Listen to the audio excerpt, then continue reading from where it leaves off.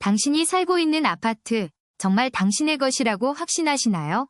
오늘은 대한민국 부동산 소유권의 숨겨진 진실을 파헤쳐 보겠습니다. 많은 분들이 등기부등본에 자신의 이름이 있으면 완전한 소유라고 생각합니다.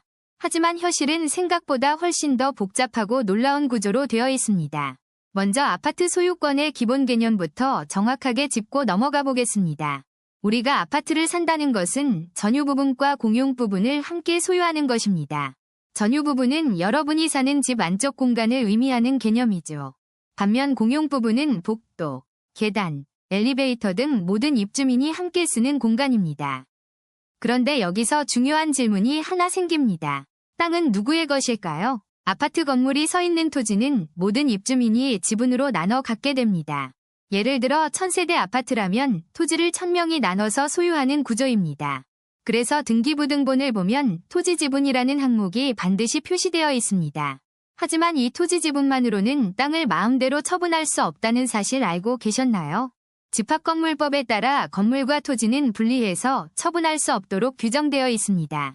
즉 아파트를 팔면 토지 지분도 자동으로 함께 넘어가는 일체형 구조입니다. 그렇다면 재건축이나 리모델링 상황에서는 어떤 일이 벌어질까요? 재건축 결의가 통과되면 개인의 의사와 관계없이 소유권 처분이 강제됩니다. 전체 입주민의 5분의 4 이상이 동의하면 나머지도 따라야 하는 구조죠. 이것은 개인 재산권보다 공동체 결정이 우선한다는 법적 원칙 때문입니다. 더 놀라운 사실은 아파트 관리비 체납 시 경매로 넘어갈 수 있다는 점입니다. 관리비를 오랫동안 내지 않으면 관리사무소가 법적 조치를 취할 수 있습니다. 실제로 수백만 원의 관리비 체납으로 수억 원 아파트가 경매된 사례도 있습니다. 또한 재산세와 종합부동산세를 내지 않아도 똑같은 상황이 발생합니다. 국가는 세금 채권을 확보하기 위해 부동산에 압류를 걸 수 있는 권한이 있습니다. 은행 대출이 있다면 상황은 더욱 복잡해지고 제약이 많아지게 됩니다. 담보대출을 받으면 은행이 근저당권을 설정하여 우선 변제권을 갖게 됩니다. 대출금을 갚지 못하면 은행은 법원을 통해 아파트를 경매에 넘길 수 있습니다. 즉 등기부상 소유자는 당신이지만 실질적 처분권은 제한되어 있는 셈이죠. 전세 사기 사건들을 보면 이런 복잡한 권리관계가 얼마나 위험한지 알 수 있습니다. 한 채의 아파트에 여러 개의 권리가 중첩되면서 피해자가 속출하는 것입니다. 그렇다면 우리는 정말 아파트의 완전한 주인이라고 말할 수 있을까요? 법적으로는 소유자이지만 국가, 은행, 관리사무소 등 여러 주체의 권리가 얽혀 있습니다. 결국 현대 아파트 소유권은 완전한 지배권이 아닌 제한적 권리의 집합체입니다. 다음 편에서는 이런 복잡한 권리관계가 만들어진 역사적 배경을 살펴보겠습니다. 구독과 좋아요를 눌러주시면 더 깊이 있는 정보로 찾아뵙겠습니다. 그렇다면 은행은 왜 이렇게 쉽게 대출을 해주는 걸까요? 여기에는 숨겨진 이유가 있습니다. 은행 입장에서 부동산 담보대출은 가장 안전한 상품입니다. 집값이 떨어져도 땅은 남으니까요. 게다가 대한민국 국민들은 집을 지키기 위해 무슨 일이든 합니다. 이자를 못 내는 일은 거의 없죠.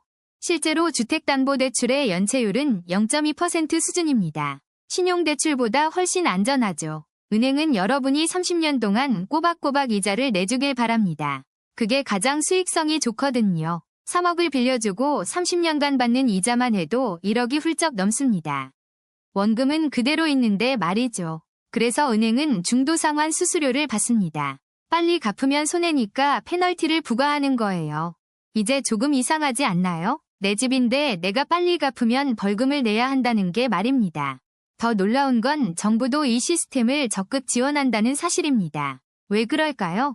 부동산 시장이 돌아가야 건설사가 살고 건설사가 살아야 고용이 유지되고 세금이 거치기 때문입니다. 우리나라 GDP의 상당 부분이 건설과 부동산에서 나옵니다. 이게 멈추면 경제 전체가 흔들려요. 그래서 집값이 떨어지려고 하면 정부가 규제를 풀어줍니다. 대출 한도를 늘리고 금리를 낮추죠. 반대로 집값이 너무 오르면 규제를 강화합니다. 하지만 폭락은 절대 원하지 않아요. 이 모든 시스템 속에서 여러분은 어떤 위치에 있을까요? 주인일까요? 아니면 빚쟁이일까요? 법적으로는 주인이 맞습니다. 등기부등본에 여러분 이름이 적혀 있으니까요. 하지만 경제적으로 보면 이야기가 달라집니다. 실질적인 소유권은 누가 가지고 있을까요? 만약 이자를 3개월만 못 내면 어떻게 될까요? 은행이 바로 경매 절차를 시작합니다. 여러분이 10년을 살았든 20년을 살았든 상관없습니다. 돈을 못 내면 집은 은행 것이 되죠. 그러니까 진짜 주인은 대출금을 다 갚을 때까지는 은행이라고 볼 수 있습니다. 여러분은 30년 동안 월세를 내듯이 이자를 내면서 언젠가 주인이 될 권리를 사는 겁니다. 더 냉정하게 말하면 여러분은 은행을 위해 일하고 있는 셈입니다. 매달 이자를 벌기 위해서요. 직장에서 월급을 받으면 가장 먼저 은행 이자부터 냅니다. 그게 최우선 순위가 되어버렸죠. 자녀 교육비를 줄이고 외식을 줄이고 여행을 포기합니다. 대출 이자를 내기 위해서 말이에요. 이게 정말 내 집을 위한 삶일까요? 아니면 은행의 이자를 위한 삶일까요? 물론 집값이 오르면 자산이 늘어나니까 나쁜 것만은 아닙니다. 실제로 많은 사람이 수익을 받죠. 하지만 그 수익은 집을 팔아야만 실현됩니다. 팔지 않으면 그냥 종이 위의 숫자일 뿐이에요. 집을 팔면 어디서 살아야 할까요?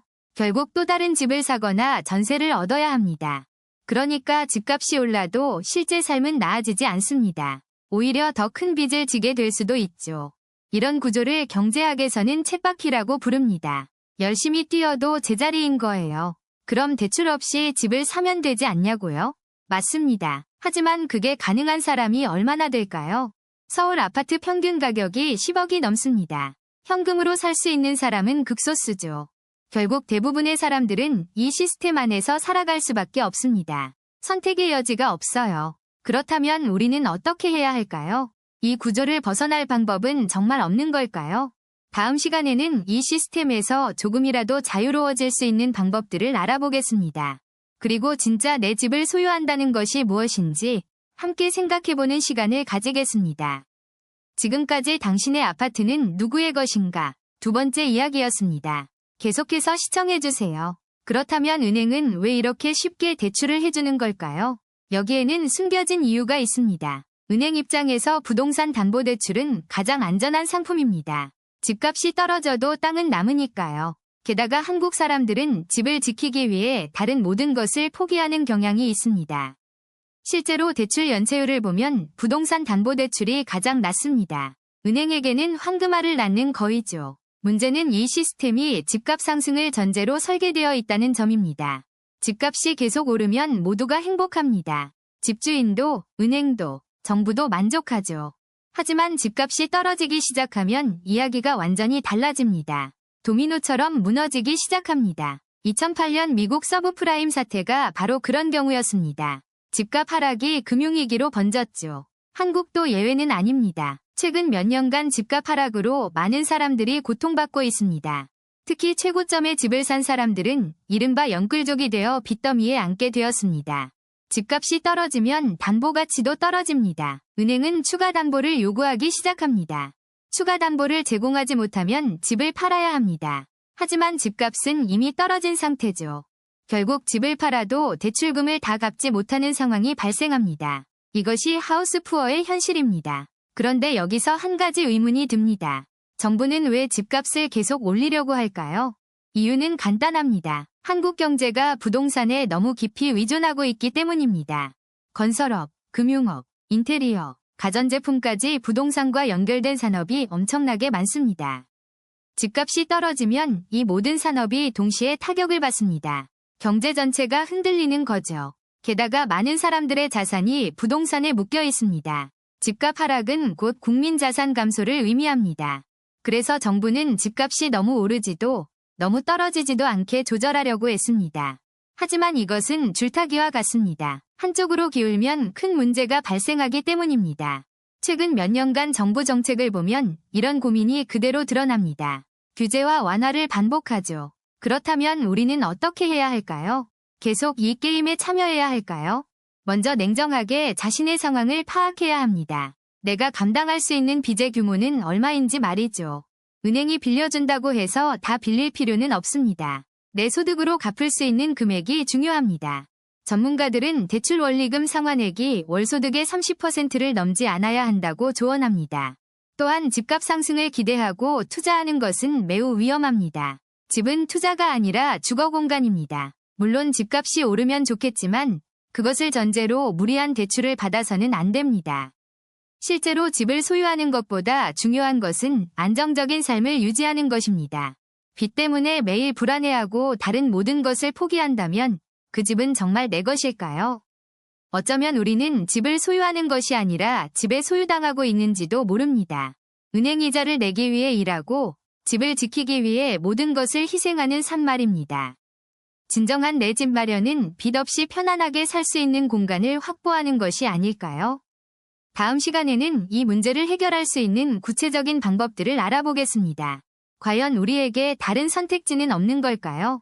계속해서 함께 고민해 보시죠. 그렇다면 우리는 어떻게 해야 할까요? 이 불공정한 구조를 바꿀 방법은 정말 없는 걸까요? 먼저 우리가 알아야 할 것은 법과 제도를 바꾸는 것이 가능하다는 사실입니다. 실제로 많은 나라들이 부동산 투기를 막기 위한 강력한 정책들을 시행하고 있습니다. 싱가포르는 국민 대부분이 공공주택에 살면서도 자산 형성이 가능한 시스템을 만들었습니다. 독일은 임대료 상한제를 통해 세입자들의 주거권을 철저하게 보호하고 있죠. 오스트리아 빈은 전체 주택의 60%가 공공임대주택으로 운영되고 있습니다. 이런 나라들의 공통점은 주택을 투기 대상이 아닌 기본권으로 본다는 것입니다. 우리나라도 변화의 움직임이 전혀 없는 것은 아닙니다. 최근 공공주택 정책들이 조금씩 확대되고 있죠. 하지만 여전히 부족합니다. 근본적인 인식의 전환이 필요한 시점입니다. 우리가 할 수 있는 첫 번째 행동은 바로 목소리를 내는 것입니다. 부동산 불평등 문제를 개인의 능력 탓으로 돌리는 프레임을 거부해야 합니다. 이것은 구조적 문제이며 정치적 해결이 필요한 사안이라는 것을 분명히 해야 합니다. 두 번째는 연대입니다. 세입자들끼리, 무주택자들끼리 서로를 경쟁자로 보지 말아야 합니다. 우리의 진짜 상대는 옆집 청년이 아니라 불공정한 시스템 그 자체입니다. 세입자 조합을 만들고 주거권 운동에 참여하는 것도 중요한 실천입니다. 세 번째는 정치적 압력입니다. 선거 때마다 주거 정책을 꼼꼼히 따져봐야 합니다. 부동산 정책이 누구를 위한 것인지, 누구에게 유리한지를 냉정하게 판단해야 합니다. 투기를 조장하는 정책에는 단호하게 반대 의사를 표현해야 합니다. 네 번째는 대안적 주거 모델을 실험하고 지지하는 것입니다. 협동조합 주택, 공동체 주택, 사회주택 같은 새로운 형태의 주거를 응원해야 합니다. 이런 모델들은 주택이 투기 수단이 아닌 삶의 공간이 될 수 있음을 보여줍니다. 다섯 번째는 교육입니다. 우리 아이들에게 집은 사는 곳이지 돈 버는 수단이 아니라고 가르쳐야 합니다. 부동산으로 불로소득을 얻는 것을 성공으로 여기는 문화를 바꿔야 합니다. 이 모든 것의 핵심은 주택을 상품이 아닌 권리로 보는 관점의 전환입니다. 집은 누군가의 재산 증식 수단이 되기 전에 모든 사람의 안전한 보금자리여야 합니다. 당신의 아파트는 누구의 것입니까? 이 질문에 대한 답은 이제 명확해졌습니다. 법적으로는 당신의 것일 수 있지만 실질적으로는 은행과 시장의 것입니다. 하지만 이것이 영원히 그래야 한다는 법은 없습니다. 우리가 바꿀 수 있습니다. 주거는 인간의 기본권입니다. 이것은 헌법에도 명시된 우리의 권리입니다. 더 이상 집 때문에 인생을 포기하는 사람이 없는 사회를 만들어야 합니다. 더 이상 집 한 채 때문에 평생을 빚에 시달리는 일이 없어야 합니다. 변화는 가능합니다. 역사는 불가능해 보였던 것들이 바뀌어온 과정입니다. 당신의 아파트가 진정으로 당신의 것이 되는 그날까지 우리는 계속 질문하고 행동해야 합니다. 집은 삶의 터전입니다. 모두가 안심하고 살 수 있는 세상을 함께 만들어 갑시다. 지금까지 당신의 아파트는 누구의 것입니까에 대한 이야기였습니다. 감사합니다.